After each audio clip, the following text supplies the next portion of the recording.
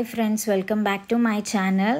నేను మీ అశ్విని. ఈరోజు మనం చిన్న స్నాక్ ఒకటి చేసుకుందాము. పూర్ణాలు ఎలా చేసుకోవాలో చూసుకుందాము.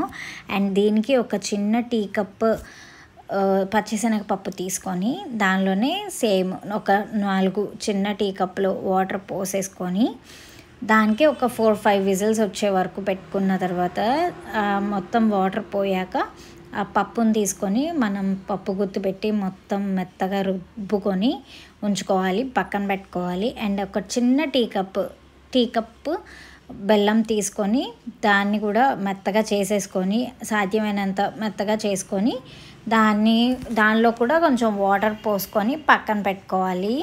అండ్ దీనిలోకి ఒక 4 యాలకులు మెత్తగా రుబ్బేసుకొని దానిలో వేసుకోవాలన్నమాట.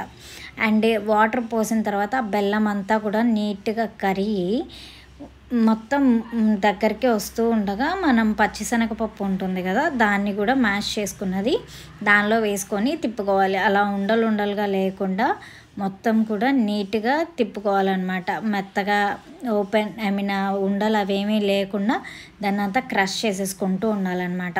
లేదంటే మొత్తానికి బెల్లం పాకం పట్టదు.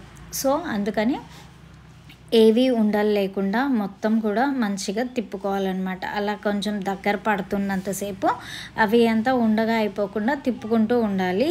అండ్ ఇలా దగ్గరికి వచ్చిన తర్వాత దీనంతా కూడా మనం ఒక వేరే గిన్నెలో పెట్టేసుకోవాలన్నమాట. ఇలా దగ్గరగా ఉండాలి, అలా దగ్గరగా అవ్వాలి. అప్పటి వరకు మనం స్టవ్ ఆఫ్ చేయకూడదు. అయిన తర్వాత మనం ముద్దలుగా చేసుకోవాలి కాబట్టి కొంచెం నెయ్యి అనేది దానిలో వేసుకొని తిప్పుకోవాలి. నెయ్యి వేసుకుంటే ఆ టేస్ట్ అనేది చాలా బాగుంటుందన్నమాట. సో మనం గిన్నెలో తీసుకున్న తర్వాత చిన్న ఉండలుగా రౌండ్గా చుట్టుకొని దాని ప్లేట్లో అంతా సర్వ్ చేసేసుకోవాలి. చేసుకున్న తర్వాత మనం ఆల్రెడీ మన దగ్గర టిఫిన్కి వేసుకుంటాం కదా దోశ పిండి, దానిలో వాటర్ కలపకుండా కొంచెం దగ్గరికి ఉన్న పిండిని మనం తీసుకొని పక్కన పెట్టుకోవాలన్నమాట. బేసిక్గా పూర్ణాల పిండి దోశ పిండితోనే చేస్తారు. సో మనం దానిలోకి దోశ పిండి పక్కన పెట్టుకున్న దానిలో కొంచెం సాల్ట్ వేసుకొని దాన్ని మొత్తం తిప్పుకొని దీంతో ఇప్పుడు మనము పూర్ణాలు అనేది వేయడం స్టార్ట్ చేసుకుంటాము. ఏం లేదు, దీనిలో మనం ఆల్రెడీ చేసుకున్న రౌండ్ బెల్లం ఉండలు ఉన్నాయి కదా, పచ్చి శనగపప్పు ఉండలు, వాటిని దీనిలో ఒక్కొక్కటి వేసేసుకోవాలి. మనకి ఉండ చుట్టూ కూడా రావాలన్నమాట పిండి. ఆలోపు మనం ఆయిల్ని హీట్ చేసుకోవాలి.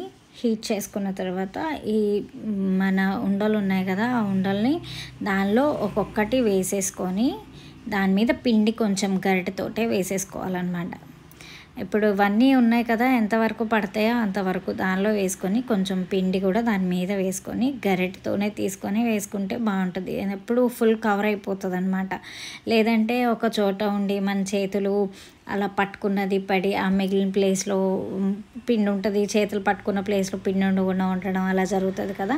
సో అలా కాకుండా ఇలాగ పిండిని గరిటెలో పెట్టేసి మొత్తం ఒకసారి అలా తిప్పి వేసేసామనుకోండి, పిండి అనేది రౌండ్గా అన్ని వైపులకి కూడా వస్తుంది అనమాట.